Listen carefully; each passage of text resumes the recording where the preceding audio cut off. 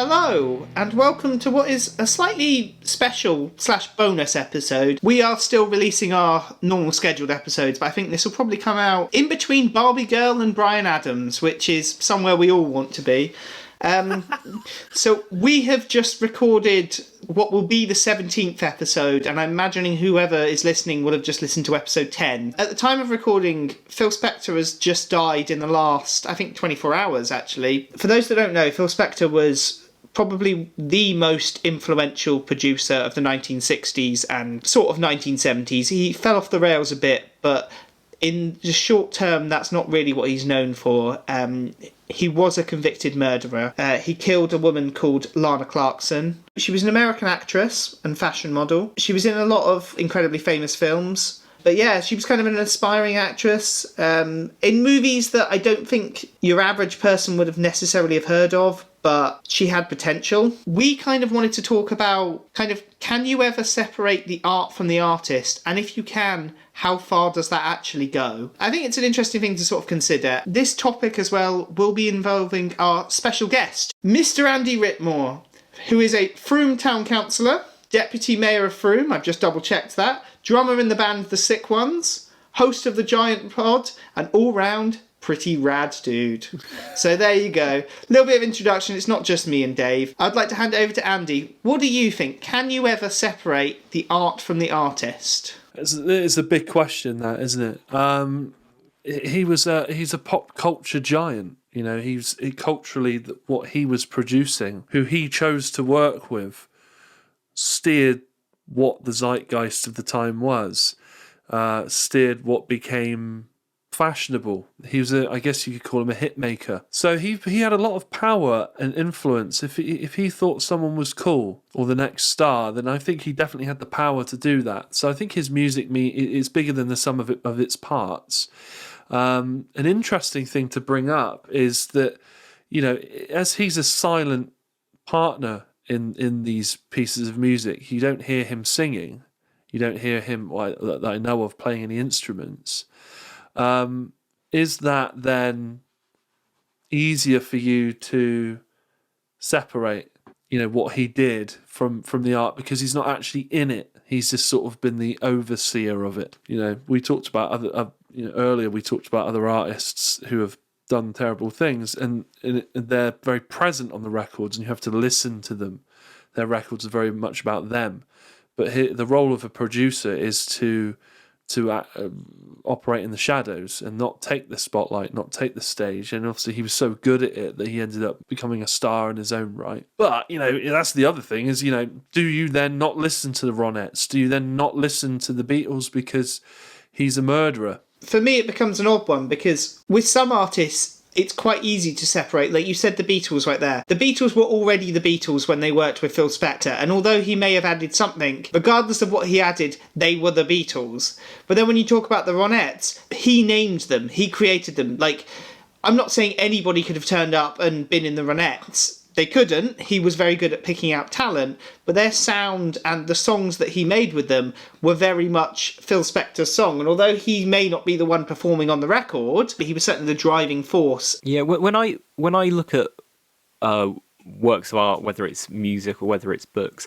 I look at it through like a Barthes perspective. Roland Barthes, the French philosopher, who in like the late 60s, he wrote a essay about the death of the author, and essentially you can separate a work of art and appreciate it as something completely separate to the author. A lot of works of art were made by people who weren't, like, they were less than savoury characters. And if you don't strip away that context, can you appreciate something that is fantastic? Like, can you listen to Station to Station and separate that from the fact that David Bowie at that point was a fascist? He was openly saying that he supported Adolf Hitler. Can you separate Station to Station from that? Because you can't separate that from that part of David Bowie's life. One thing that, like, we've touched upon previously is talking about whether time can not be a healing factor, but can give you a bit of distance.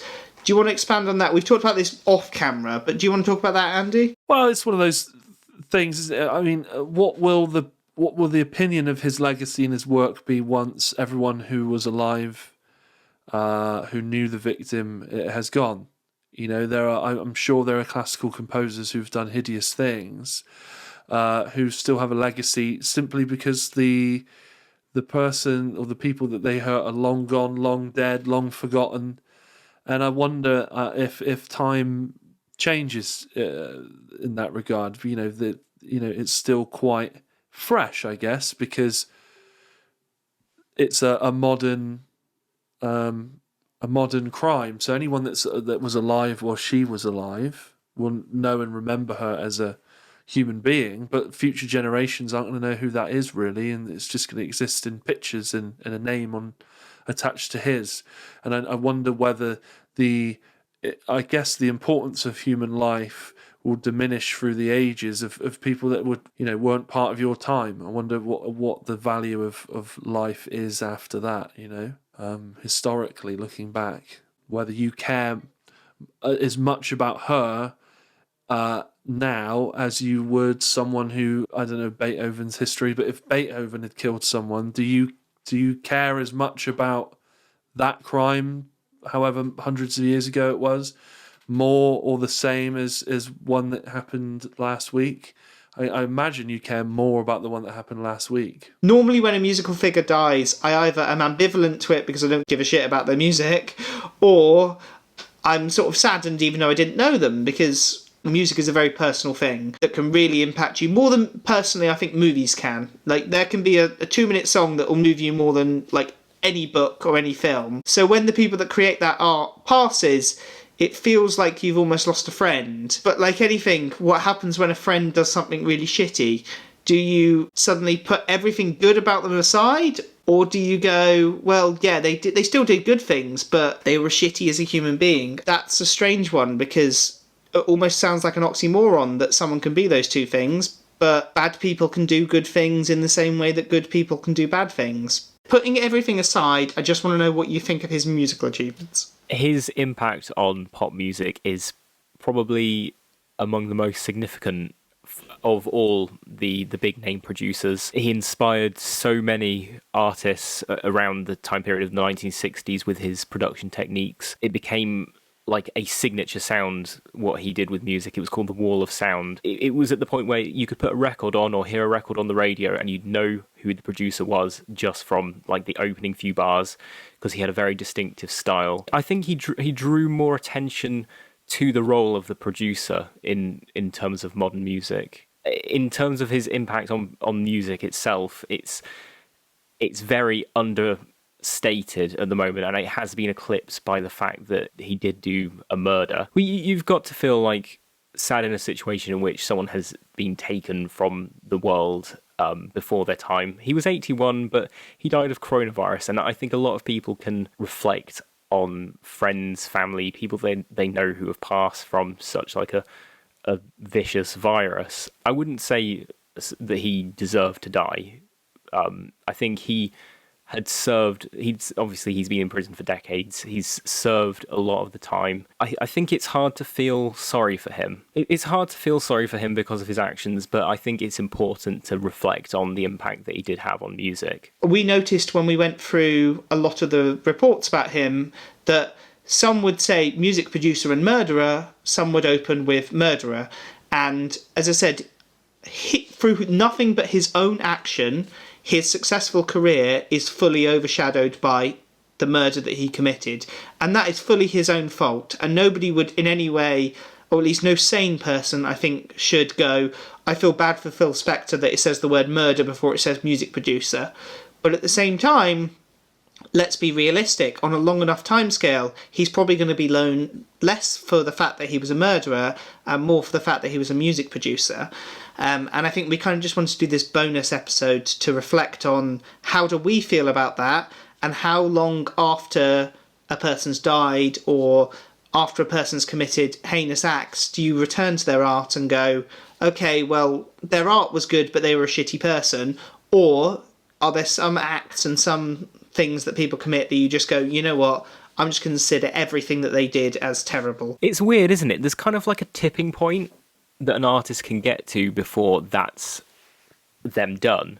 You'd be hard to find an artist that was popular in the 20th century, in the 60s and 70s and 80s, that didn't do something massively illegal and certainly questionable. I think it's something to do with time as well. You know, while there are people who are alive who remember the victim, they're very human. But in 50 years, when no one's alive who knew who she was, you know, his work maybe looked on more favourably because there's a whole humanisation of things, isn't there? I listen to a lot of like true crime podcasts, and often, even in really like notorious, famous cases, the person that's convicted of the crime is remembered way more than the victims. Ian Huntley killed, I believe her name was Holly and Jessica Chat. Holly and Jessica, yeah, and he is the one that gets the podcast named after him. Now, people like that, that's almost what they want. And maybe there needs to be a bit of a sea change, that we stop looking at the perpetrator of the crime. More than likely, the victim doesn't want their name out there. They don't want to be... I mean, no victim wants to be known as a victim. They don't want notoriety. But when somebody commits a horrendous crime, particularly in the media, they take away their identity often, and they become the person that committed the crime against this person. And why does their name get to come first? Like, why as a society do we go, this murderer or this sex offender or whoever is more important than the person that they did it to? And I'm not saying that the other people want a notoriety. They don't want spotlight on them. They're a victim.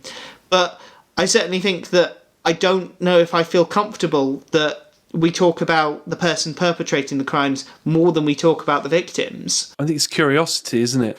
Because we want to see the beasts, and we want to see what evil looks like. You know, it's kind of biblical in some ways, isn't it? I think, you know, we want to look at this person and think, what kind of a person does this? Who does this? Why do they do this? How could they do this? Well, why don't we put a stand ourselves? We won't sell this as a Phil Spector episode. We will promote this episode and we'll name it as Lana Clarkson's Murderer, because we'll get less views and less clicks for calling it that. But we will put a stand. We'll at least start ourselves by not making this his podcast. Yeah, if you want. Yeah. It takes a bit more explaining, but at least hopefully somebody intelligent enough to listen to the podcast and not just react to the title will get this far and understand that that's why we're calling it that.